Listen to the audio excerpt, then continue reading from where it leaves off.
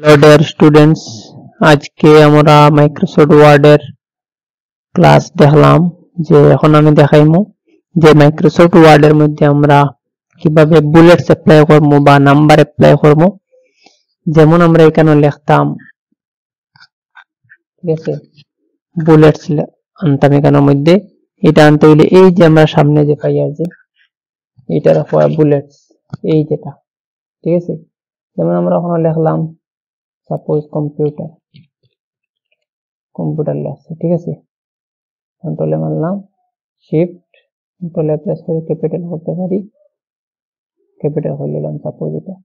Computer লেখছে, computer সামনে আমরা একটা বুলেটস লাগাইতাম। বুলেটস মানে কি, তা দেখো ওই জায়গার মধ্যে আমরা ক্লিক করবো, করলে এই যে আমরা আছে এটার হয় বুলেটস। এটা ক্লিক করবা, ক্লিক করার পরে এই যেটা আছে দেখো এটা একটা বুলেট, এটারে বুলেটস, এটা একটা বুলেট, এটা একটা বুলেট, এটা একটা বুলেট। ওর মনে ডিজাইনের বুলেটস আমরা পাই না, ঠিক আছে। যেমন আমি ছিলাম ওটা লাগাইতাম, বা টিক মার্ক ওটা লাগাইতাম, ওটা লই দিলাম, লাগাই দিলাম এটারে, এটার হয় বুলেট। এখন এখানে আমি নিচে লেখবো, এন্টার মারবো যখন, তখন সঙ্গে সঙ্গে এই বুলেটসটা নিচে আইব। দেখি আই গেছি, আইসে। কম্পিউটার আমি দিলাম, কম্পিউটার, মাউস, আমি লিখলাম কিবোর্ড, ঠিক আছে। এটার হয় বুলেট। এই বুলেটস গুলো আমরা এখান থেকে লাগাইতাম পারবো, এখান থেকে যে কোনো বুলেটস আমরা দিতাম পারবো, এটাও দিতাম পারবো, এটাও দিতাম পারবো, বা আমরা এক্সট্রা বুলেটস আরো আলাদা ভাবে আমরা লাগাইতাম পারবো। এটা আমরা ম্যানুয়াল ভাবে বুলেটসটা লাগাইলাম, ঠিক আছে। সাপোজ আমরা টাইপিং করিয়া বুলেটস লাগাইতাম পারি, হ্যাঁ। বা কিবোর্ড থেকে কি করবো, আমরা শিফট বাটন প্রেস করিয়া আমরা এইটা প্রেস করবো। এইটা প্রেস করার পরে আমরা ট্যাব বাটন যখন প্রেস করে দিব তখন এটা বুলেটস হয়ে যাবে, ট্যাব বাটন। এই দেখো আমরা সার্কুলার বুলেটস হয়ে গেছে, এরকম আমরা বুলেটস হয়ে যাইব।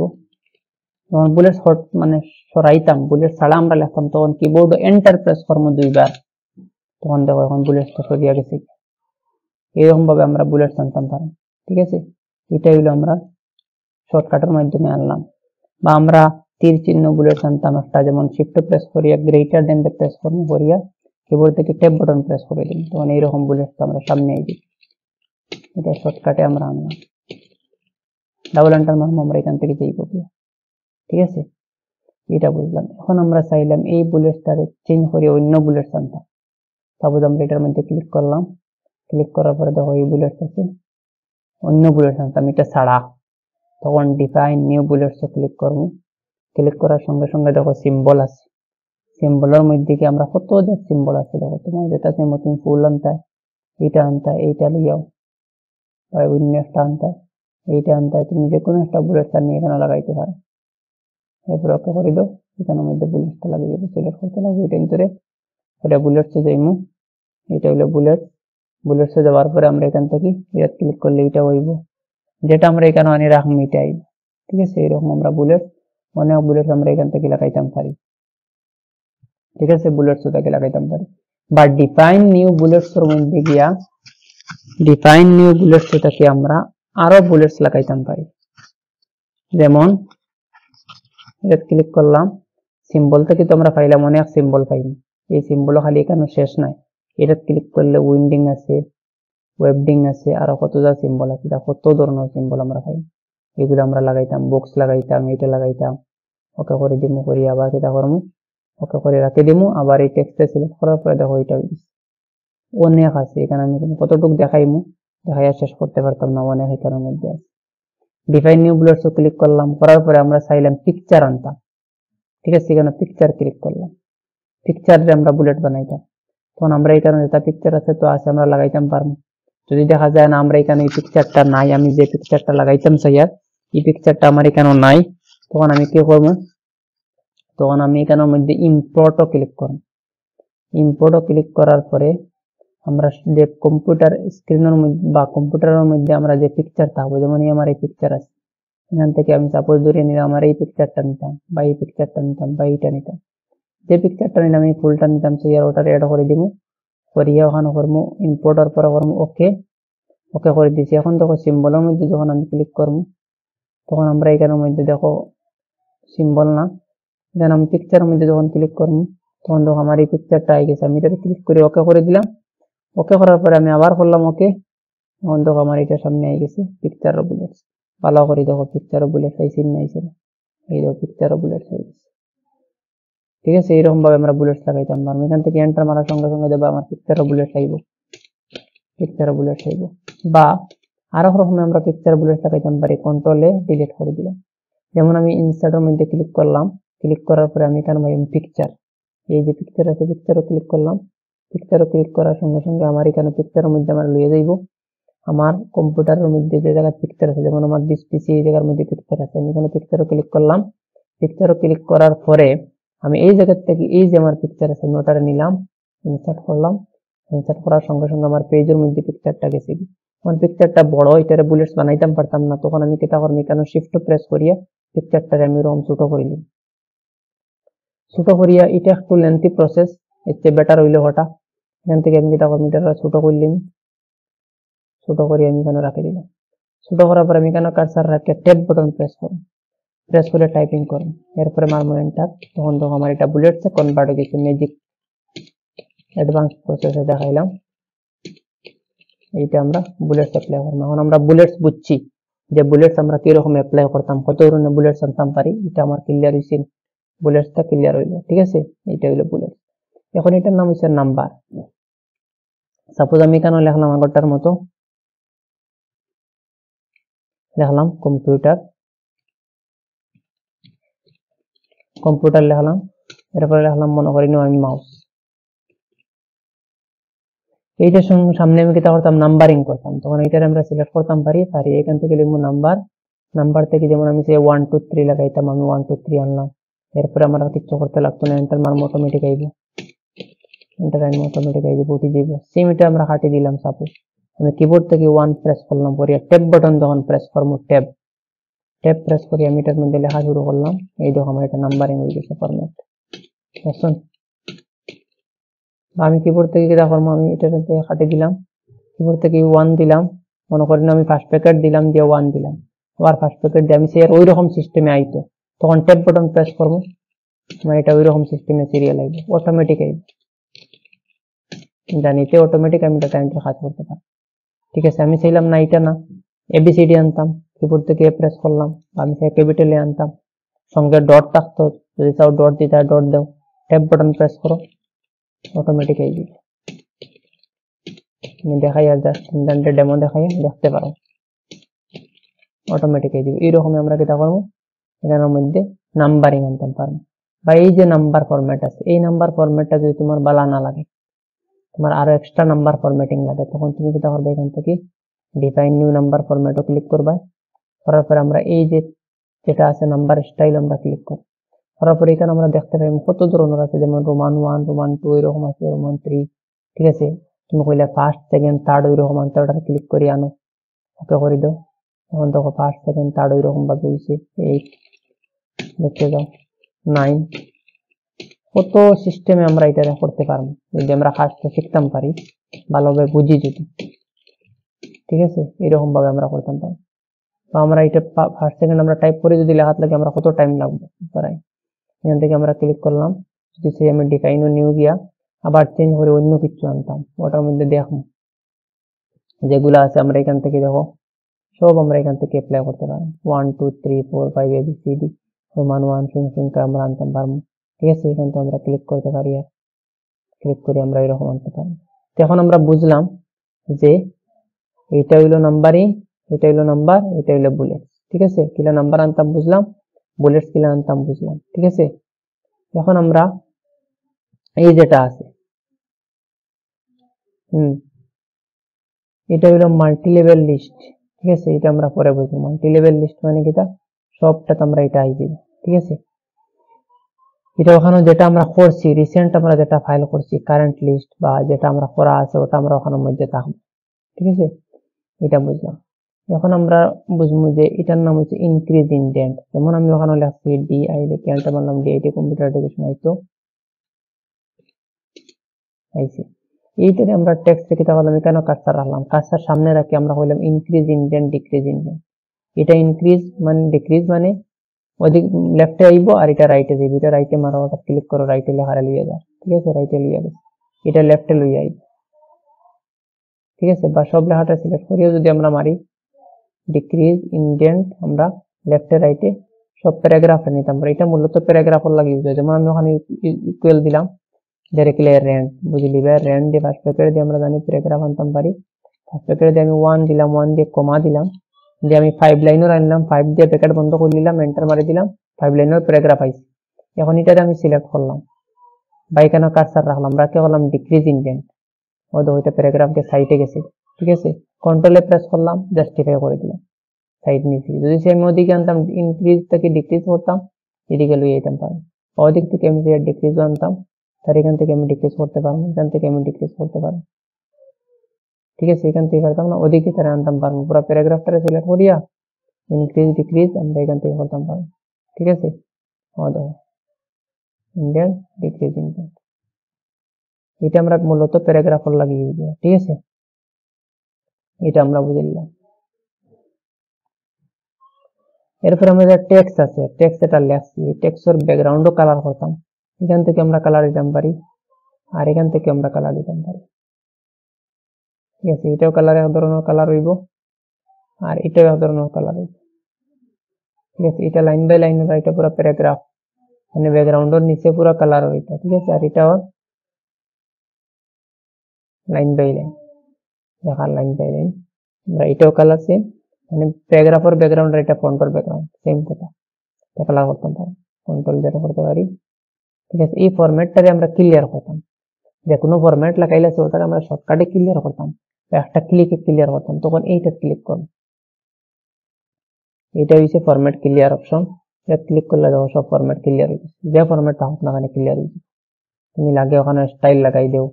যে কোনো স্টাইল লাগে নর্মাল প্রসেস হয়ে যাবে। টাইমস নিউ রোমান্স লাগাই দেও, লাগাই তুমি কালার এটারে ওটা দিলাও, এটারে এই কালার দিলাও, ব্যাকগ্রাউন্ডের কালার আমি অন্য একটা দিয়ে বাসাই, এইটা কালার দিলাও ব্যাকগ্রাউন্ডে,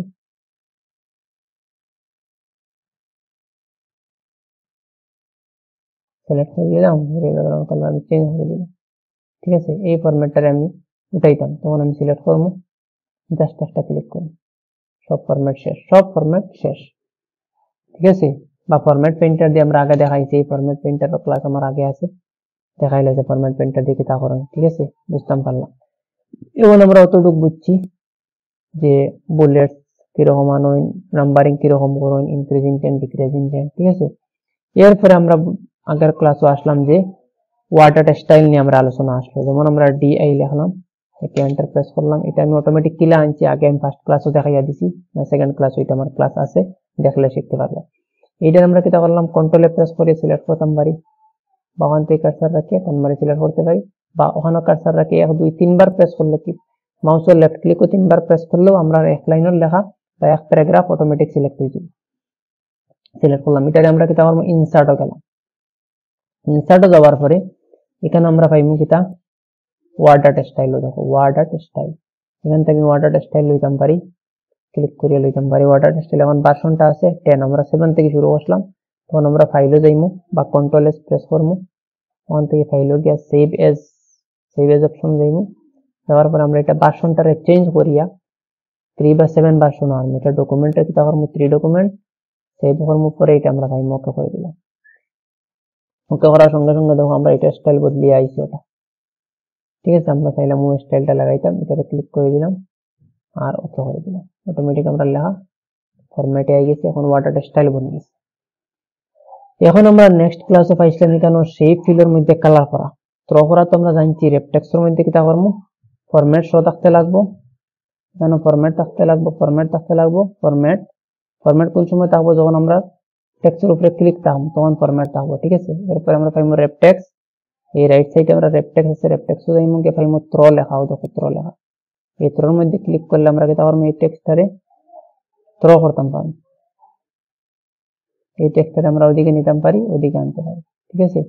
এখন মুভিং করা যায় তারে, সেই ফিলের মধ্যে আমরা কালার দিতাম পারি, আগে দেখাইছিলাম। ঠিক আছে, এটা আমরা আগে করছি। এখন এই শেপ ফিলের মধ্যে আমরা আগে পিকচার কালার দিতাম, ওটা দেওয়া হয়েছিল না, পিকচার কালার, এই পিকচারে ক্লিক করবো, করার পরে আমরা কম্পিউটারের মধ্যে যেখানে পিকচার থাকবে, তোমার যে পিকচার ইচ্ছে, আমার এখানে পিকচার আছে, আমি যে এই পিকচার আনতাম বা এই পিকচার আনতাম, যে পিকচার তোমার ইচ্ছা লাগবে,